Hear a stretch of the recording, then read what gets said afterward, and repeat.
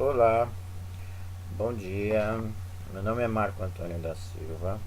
Eu quero convidar todos, toda quarta-feira, das 19h30 às 20 horas, estarei num programa no Estúdio I, uma rádio que fica na Avenida Paulista, uma rádio Extreme, e também fazendo uma live no Facebook. Vou me apresentar. Meu nome é Marco Antônio, sou psicanalista clínico, palestrante, experiência em atendimentos de alto, médio, baixa complexidade, adictos, depressivos, borderline, bipolares, síndrome de pânico, TOC, TDAH, luto e todos os males da alma, ou seja, aquele vazio que você sente sem explicação de onde vem.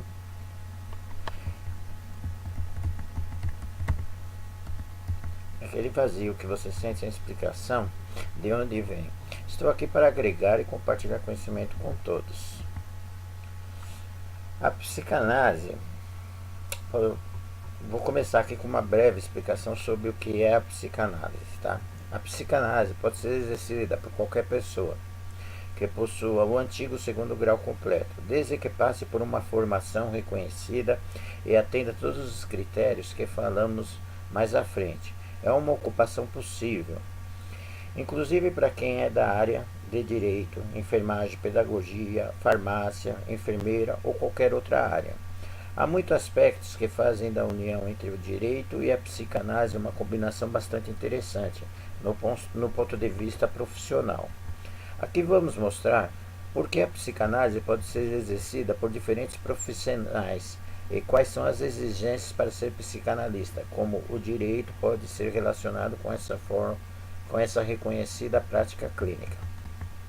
Quem pode ser psicanalista? Embora a maioria das pessoas, principalmente médicos e psicólogos, pode se tornar psicanalista, esse fato não é verdade absoluta. Médicos e psicólogos podem sim se tornar psicanalistas, mas assim como qualquer pessoa, isso mesmo, qualquer pessoa pode ser psicanalista. A portaria número 397, de 9 de outubro de 2002, aprova o uso na Classificação Brasileira de Ocupação, ou seja, CBO, em todo o território nacional, cuja classificação engloba a psicanálise na função de analista. Logicamente, é preciso muito estudo para ter psicanálise como uma ocupação de fato. Portanto, o que podemos dizer é que existem 3 passos importantes para poder exercer. O primeiro passo, buscar um instituto reconhecido para fazer uma boa formação. Segundo, fazer a própria análise individual, com um psicanalista também reconhecido. Terceiro, ter uma carga horária mínima de clínica ao longo da formação.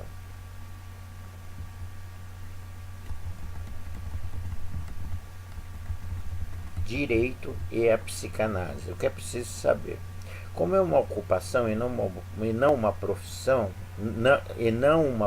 conforme foi dito anteriormente, não há lei que regulamente especificamente a psicanálise. Para quem não sabe, essa é a grande diferença entre ocupação e profissão. No entanto, existem semelhanças conceituais na prática entre ambos, uma vez que são definições que dizem respeito ao seu desempenho de uma atividade que visa promover um bem coletivo e o próprio sustento profissional. Enquanto profissionais obedecem regulamentações ocupacionais, também obedecem princípios e normas do Ministério do Trabalho e do Emprego. Além do MTE, responde também aos principais das próprias instituições legais que as reconhecem. Define seus títulos e descreve as características de suas atividades no mercado de trabalho brasileiro. Como é o trabalho do psicanalista? Além de todas as habilidades interpessoais que o psicanalista desenvolve na prática clínica, há um aparato teórico que auxilia no dia a dia de quem precisa trabalhar com grupos e indivíduos. Algumas habilidades que a psicanálise oferece são a capacidade de analisar perfis psicológicos, investigar elementos comportamentais psíquicos, a fim de verificar diferentes contextos, além de trazer melhorias da própria comunicação com qualquer tipo de grupo. A psicanálise tem como principal característica o domínio sobre diferentes aspectos do desenvolvimento da psique, bem como o reflexo de características psíquicas em seu comportamento social e individual. Diante disso, podemos destacar como algumas funções desempenhadas pelo psicanalista: análise de comportamentos, sintomas e conflitos, orientação de indivíduos e grupos e consultoria na avaliação comportamental de diferentes situações. Depois de saber o que é psicanálise, pode ser exercida por pessoas de diferentes perfis profissionais com diferentes objetivos. Agora aqui eu vou falar sobre um tema aqui muito legal, tá? O cérebro da mulher envelhece mais lentamente que o do homem. O cérebro muda com o passar dos anos. O cérebro de um recém-nascido, por exemplo, não é muito menor que o de um adulto, mas tem muito mais neurônios. O problema é que esses neurônios não são completamente funcionais, já que não estão muito conectados uns aos outros. À medida que crescemos, aprendemos, os neurônios vão se conectando e produzem processos graduais de poda sináptica, o que significa que muitos neurônios morrem, mas quase a metade, mas aqueles que já fazem parte do que poderíamos chamar de vias neuronais são fortalecidos. Ainda assim, isso não significa que perderemos os neurônios para sempre. Graças à neurogênese, novas células nervosas crescem em nosso cérebro. Obviamente, a taxa de neurogênese diminui com a passagem do tempo. Estima-se que ao atingir a terceira idade, ela já tenha diminuído em 25%. No entanto, o cérebro não envelhece da mesma maneira em homens e em mulheres. Existem diferenças funcionais no cérebro de homens e mulheres.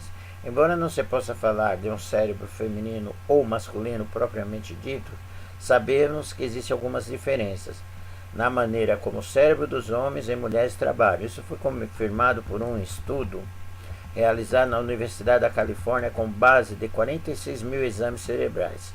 Esses neurocientistas descobriram que os cérebros das mulheres são mais ativos em duas regiões: as zonas límbicas, relacionadas a emoções e humores, e córtex pré-frontal, ligado à tomada de decisões, à solução de problemas e ao planejamento e comportamento complexos. Nos casos dos homens, as áreas mais ativas do cérebro eram o centro visual e de coordenação. No entanto, as diferenças não param por aí. Também se percebeu que o cérebro dos homens envelhece mais rápido. O cérebro masculino envelhece antes. Outra equipe de neurocientistas, dessa vez da Universidade de Edimburgo, descobriu que há uma espécie de calendário genético que controla a maneira como o nosso cérebro muda ao longo da vida.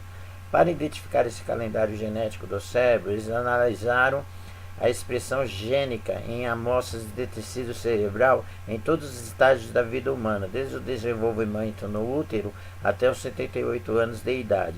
Assim, eles descobriram que há um padrão ao longo da vida.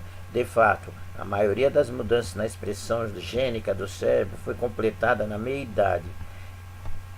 Este calendário genético controla como e quando os genes são expressos no cérebro durante os diferentes estágios da vida de uma pessoa, a fim de realizar uma série de funções essenciais. Na verdade, o calendário genético é tão preciso que permite prever a idade de uma pessoa apenas analisando os genes encontrados em uma amostra do tecido cerebral. E o mais curioso é que esse calendário genético de envelhecimento cerebral é atrasado ligeiramente nas mulheres comparado com o dos homens. Isso significa que o cérebro masculino envelhece mais rapidamente. De fato, outro estudo realizado na Universidade de Szeged descobriu que as estruturas subcorticais do cérebro masculino envelhecem mais rapidamente, o que pode explicar por que os homens são mais suscetíveis ao desenvolvimento de doenças neurológicas, como o mal de Parkinson. Então, interessante, né, isso, né? Espero ter agregado um pouquinho de conhecimento com vocês.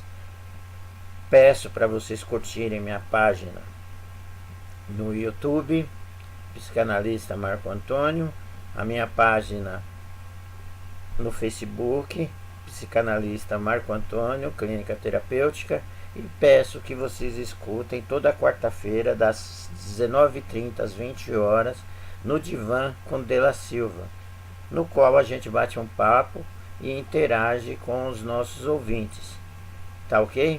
Um prazer, muito obrigado. O telefone para contato é o 11 982530727 ou o 11 94 501 3383.